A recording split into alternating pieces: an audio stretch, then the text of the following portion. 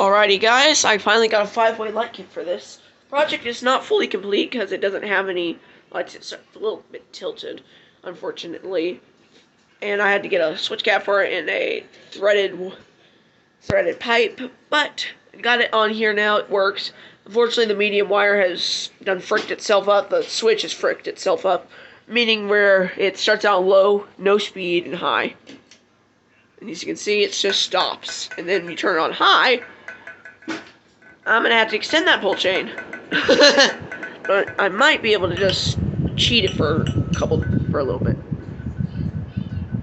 Need to wrap that around one more time, and there we go. I can cheat it for a little bit. Whoa! Dropped my phone. Looked like I caught it. But yeah, let me show you. Let's demonstrate it. I will be getting a new pull chain, but that'll do for now. Of course, all four of the lights. Fortunately, we had to use a incandescent bulb, which kind of sucks. Makes me look bad. Of course, the middle, which I really like the look of the middle, and all 5 are on. Now, how cool does that look? I'm going to get some tulip shades tomorrow or the next day, but yeah, thanks for watching.